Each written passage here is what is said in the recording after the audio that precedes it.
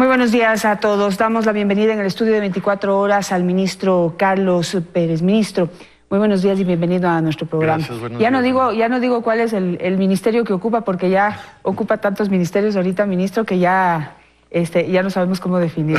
Pero bueno, sabemos que es por su buena gestión. Gracias. En todo caso, ministro, quisiera empezar por el viaje a Europa al que acompañó al presidente de la República. Usted lo acompañó a reunirse con algunos empresarios, con un grupo de empresarios, sobre todo en España. Quisiéramos que nos cuente cuáles son las expectativas con las que fueron y con qué regresa. Sí, buenos días, Janet, buenos días a su audiencia. Yo realmente estuve solo en Edimburgo, no acompañé todo el viaje al señor presidente. En la Universidad de Edimburgo fuimos por dos acciones. Una, la reunión con empresarios que están interesados en proyectos de energía aquí en el país. Fue muy positivo, un grupo español sobre todo tiene mucho interés en inversiones en energía aquí en el país.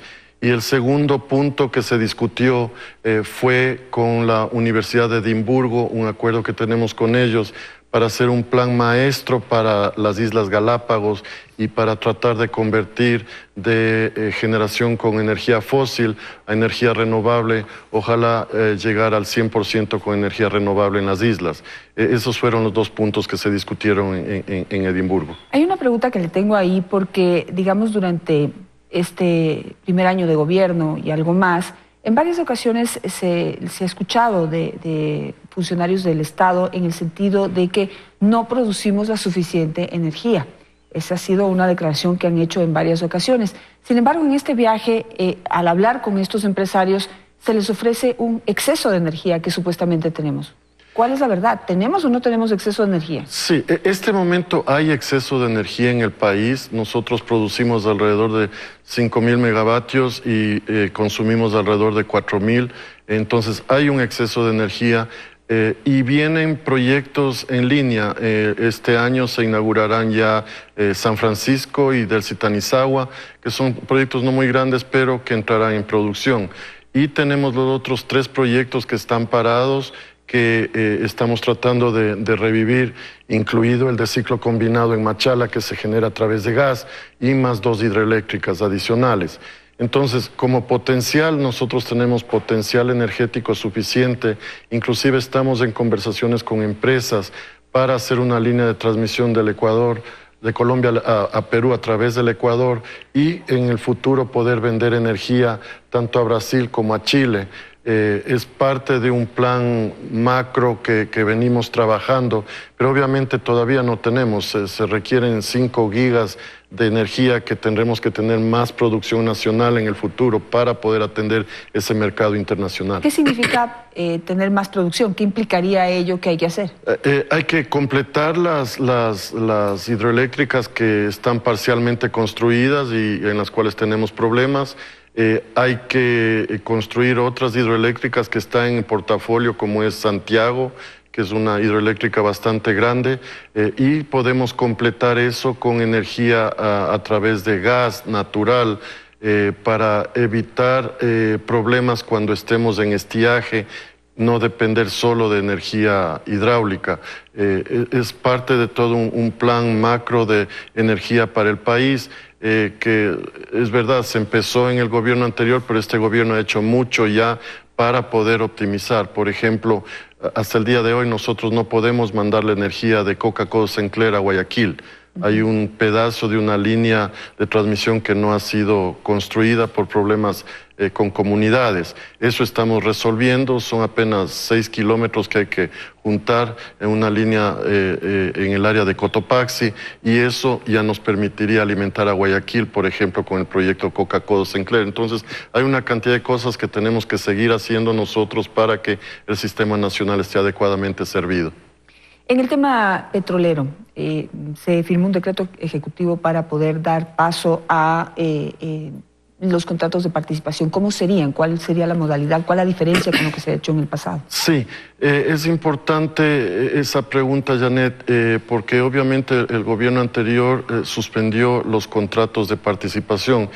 No es nada nuevo, como usted bien dice, está previsto en la ley todos estos contratos. Lo que nosotros hemos hecho es modificar los contratos, modernizarlos, de tal forma de que las ganancias extraordinarias sean compartidas entre el Estado y las empresas, pero no a través de una imposición, sino que eso ya quede previsto en los contratos a través de fórmulas que están relacionadas con el precio internacional del petróleo. Entonces, conforme sube el precio internacional del petróleo, la participación del Estado se incrementa y, como digo, hay una fórmula dentro del contrato que permite hacer eso. No hay contratos malos, no hay contratos buenos. Lo que pasa es que en el pasado dependía de si el precio estaba bajo, eran mejores los contratos de participación. Si el precio estaba alto, eran mejores los contratos de servicio. Lo que tenemos que tener es que contratos que funcionen, no importa la situación del mercado, porque no podemos estar cambiando de contrato, es parte de la estabilidad jurídica que los inversionistas requieren. Pero esa participación, digamos, la lógica me dice que debería ser por porcentajes, independientemente de cuál sea el precio del valor del barril de petróleo, un porcentaje para el Estado, un porcentaje para la empresa que explota.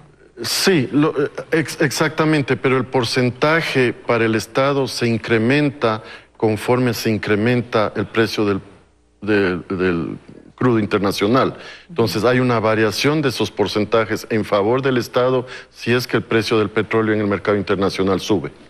¿Pero no hay un valor fijo? Es decir, ¿se negociaría en cada...? Se negocia un valor fijo dentro de ciertos límites del WTI. Cuando ese WTI incrementa, entonces el porcentaje del Estado incrementa. En el tema del incremento de la producción petrolera, ¿en cuánto estamos ahorita y cuáles son las expectativas? Sí, el país ya está en 533,000 barriles de petróleo el día de hoy. En el mes de agosto nosotros ya llegaremos a los 540,000 barriles, que era nuestra meta a diciembre de este año. O sea, hemos obtenido la meta esa antes de lo previsto. Ministro, solamente, ¿de cuánto a cuánto aumentamos? Estábamos en 518, si no me equivoco, cuando empezamos con 510 y hemos subido y este momento estamos en 533 y a mediados de agosto máximo estaremos en 540,000 barriles diarios. Una buena parte viene del ITT, el ITT ya pasó los 70,000 barriles diarios y en este mes llegaremos a los 80,000 barriles diarios produciendo de Tiputini y de Tambococha.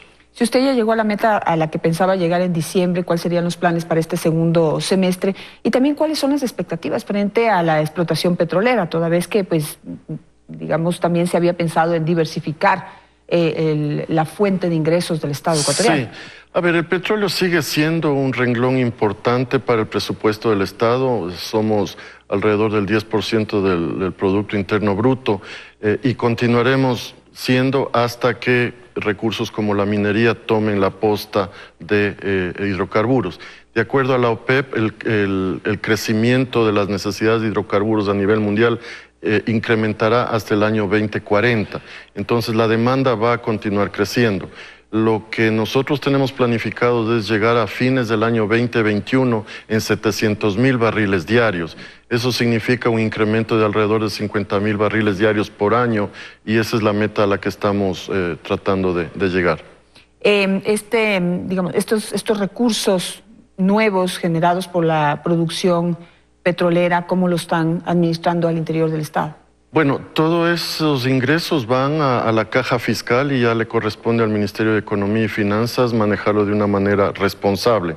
El Estado está realmente apretándose la correa. Si nosotros estamos pidiendo al pueblo ecuatoriano que nos ayude, el Estado tiene que hacer su parte. Entonces estamos en un proceso de reducción del tamaño del Estado bastante agresivo. No sé si ustedes escucharon al señor presidente el día de ayer decir que no va a haber más puestos dentro del Estado. Tenemos que entrar a jugar con la empresa privada, que sea quien asume esa responsabilidad del incremento de plazas de trabajo para los ciudadanos ecuatorianos. Pero todo esto tiene que ser manejado de una manera muy, muy responsable y creemos que las autoridades actuales lo están haciendo de esa manera. En este sentido, pues, que usted dice que se puede todavía aumentar la producción toda vez que el consumo también aumenta, entiendo que hay una nueva ronda que se está preparando. ¿Nos puede hablar de ello? ¿Cuál es la expectativa y qué tipo de inversión se necesita para poder Sí, a ver, durante el gobierno del presidente Moreno nosotros tuvimos la primera ronda de campos menores que fue positiva, se firmaron ya 4 contratos. La ronda Oil and Gas, hemos terminado negociación con 2 empresas, nos falta terminar negociación con 2 más. Entre las 2 rondas se han obtenido inversiones de alrededor de 1.500 millones de dólares y la que va a salir en las próximas semanas es la ronda Intracampos. Esa sale ya con los contratos de participación. Ahí se espera alrededor de 1.000 millones de dólares de inversión en los 8 bloques que saldrían a licitación. Posteriormente a esa viene una segunda ronda de Intracampos con 17 bloques más que saldrá este mismo año. Estamos confirmando reservas a través de una empresa privada certificadora de reservas para asegurarnos que los números son los adecuados para la licitación que vendría. ¿Cuántos barriles de petróleo se esperaría que se produzcan ahí? A ver, de las 4 rondas que le hablo, yo estimo que debemos tener una contribución de alrededor de 50.000 barriles diarios en los próximos años. Obviamente eso no viene inmediatamente porque hay que entrar en un proceso de desarrollo de los campos, pero en su máxima pico estaremos alrededor de 50.000 barriles diarios por los contratos menores, Oil and Gas, Intracampos e Intracampos 2. ¿Estas nuevas inversiones forman parte y son parte del resultado de las visitas que usted también ha hecho a otros países con el ministro Campana, o esto es aparte? La mayor parte de esto se ha obtenido localmente. Yo he hecho un par de visitas, una a Houston y una a Viena durante mi reunión con la OPEP y ahora está en Escocia. Realmente la mayor parte ha sido empresas que han venido acá al país, nos hemos sentado a conversar en base a la demostración de interés y se les ha pedido que participen en las licitaciones. Aquí no ha habido ningún tipo de adjudicación a dedo ni nada de eso. Hemos renegociado contratos adicionales de inversiones adicionales, por ejemplo, con Enapsipec de Chile, con una inversión adicional de 60 millones de dólares y continuamos trabajando con las empresas que están aquí y con las nuevas que tienen interés en el país. Muchos ya se preguntan cuáles son las expectativas de esas visitas que con la idea de captar nuevas inversiones en nuestro país se han realizado, como lo mencioné hace un momento con el ministro Campana. ¿Cuáles son esas expectativas? ¿Para cuándo ya veremos, digamos, esos nuevos empresarios y sus recursos en el Ecuador? Bueno, el ministro Campana obviamente es su responsabilidad de comercio exterior y él es quien tiene la responsabilidad, valga la redundancia, de salir afuera y buscar inversiones y promover el país. En algunas de ellas yo he coincidido en reuniones, no específicamente para le he acompañado, sino que hemos coincidido en reuniones como la de la OPEP, donde él estuvo con inversionistas. Entonces, todo esto es un trabajo a largo plazo, no es algo que se ve resultados inmediatos, pero al menos en el sector nuestro yo creo que los resultados son positivos. Tuvimos sí la reunión en Viena con empresas interesadas en la refinería de Manabí y esperamos tener ya el decreto ejecutivo en las próximas semanas para poder lanzar esa licitación. Hay alrededor de 6-7 empresas que han estado interesadas y entiendo que el ministro Campana estuvo también en Estados Unidos pocos días atrás también promoviendo este proyecto. Vamos ahora con sus otros cargos que usted ocupa y sobre los cuales también tiene gran responsabilidad. Quisiera preguntarle qué es lo que está pasando en la EMCO. Salió el señor Garzón, pero no hay reemplazo. Salió el señor Fausto Valle, pusieron a un señor Javier Urquizo en CENEL, ya salió. En Correos del Ecuador ha habido 8 gerentes. La empresa se sigue hundiendo y no hay un norte.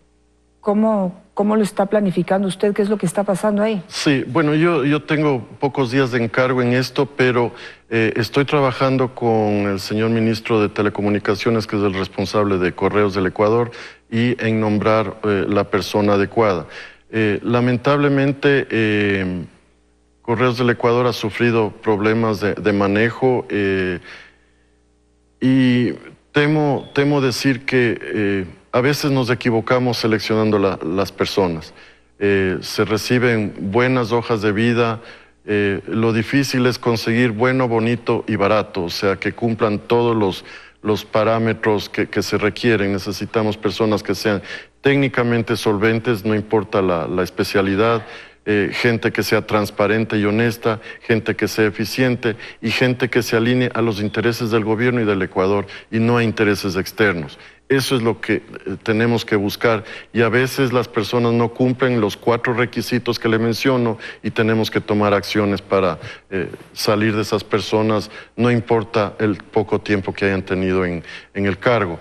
Y aprendemos de los errores, tenemos que buscar gente más idónea aún para que cumplan con esas funciones y no podemos nosotros permitir que no se hagan las cosas en coordinación con los ministerios respectivos, alineados en el bien del país. Pero, perdóname, esta pregunta puede ser elemental, pero ¿qué tan difícil es hacerle un análisis, un estudio profesional, como se hace a nivel privado, para poder seleccionar el personal que ocupa sobre todo entidades técnicas, como el CENEL, por ejemplo, o como Correos del Ecuador, en donde también se necesita un especialista y así podemos ir por todas las empresas que están a cargo de la EMCO? Sí. Porque, por ejemplo, el señor Urquiles tenía un buen perfil, eso es lo que por lo menos en su hoja de vida decía. ¿Qué pasó allí? Sí, el doctor Urquizo tiene un perfil técnico excelente y por eso fui yo quien lo seleccioné. Yo miré su perfil, me pareció un perfil excelente, lo entrevisté personalmente, dije, listo, vamos. Pero hay otras cosas que entran en juego en estos puestos y una de ellas es la parte política. Nosotros tenemos que movernos, yo no soy político y me he tenido que aprender, tenemos que movernos dentro de ciertos parámetros y entonces cuando se toman decisiones inconsultas que afectan el manejo de las empresas y afectan el buen manejo político de los diferentes grupos políticos que el país tiene, afecta la gestión que nosotros podemos hacer. Y peor aún, no estoy acusando y no quiero que se me tome mal, pero peor aún si después descubrimos que hay problemas de honestidad en las personas o que estas personas se refieren a otros intereses y no a los intereses del Estado, son cosas que nosotros tenemos que inmediatamente cortar. No podemos darnos el lujo de caer y dejar que esas cosas sigan avanzando y que nos causen problemas más grandes adelante. Entiendo que la labor debe ser muy complicada, pero quisiera no malinterpretar lo que usted está diciendo, que pues dentro de las empresas que son técnicas, hay que moverse también pues sin querer tocar esos intereses o sensibilidades políticas que puede haber dentro de un gobierno. En una empresa como CENEL tiene que haber un técnico, punto final. No le puede interesar a un político o a otro político o a alguien dentro del gobierno o fuera del gobierno que esté una persona, que esté otra persona. El CENEL maneja, corríjame si me equivoco, 1.8 billones de dólares billones de dólares como capital. Es decir, es la empresa más líquida del Ecuador, con muchísimos intereses políticos, por supuesto, que hay que apartarlos, sáquelos de ahí. Y eso es lo que estamos tratando de hacer, pero por ejemplo, CENEL se encarga de la distribución de energía y los GATS quieren cada uno de ellos que sean atendidos primero ellos y después el resto. Ahí es cuando la política se mezcla, porque viene un representante del GAD y dice, no, yo quiero para mi GAD esto porque eso me da votos a mí, eso me da gestión a mí. El CENEL tiene que mirar y atender a todos los hijos que son 20 y pico de distribuidoras en el país y manejar los recursos limitados. Entonces, hay intereses políticos definitivamente que deberíamos manejarnos única y exclusivamente técnicamente, también es cierto, pero no es posible hacerlo de esa manera. Lamentablemente, y esa es una discusión que yo he tenido con el señor presidente de la República. Le digo, vea, presidente, yo no soy político. Me dijo, pues tienes que aprender a ser político. Entonces, son cosas que uno a golpes va aprendiendo.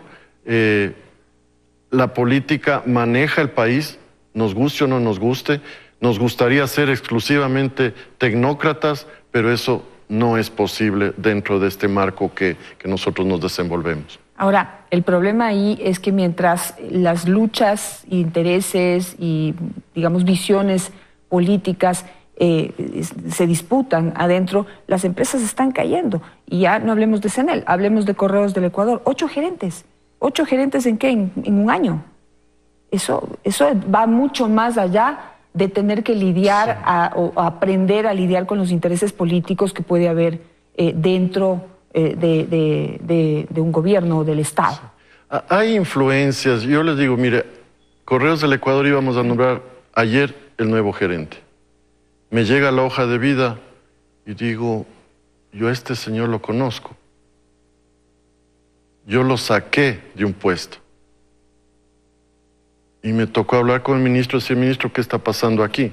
Yo no sabía. O sea, es tan difícil y necesitamos ya tener la CIA o la KGB para que haga la evaluación de cada uno de los individuos y trate de buscar todos los... Y estamos llegando a ese punto. O sea, pedimos ya una evaluación exhaustiva de los individuos que estamos seleccionando para no caer en lo que estamos cayendo.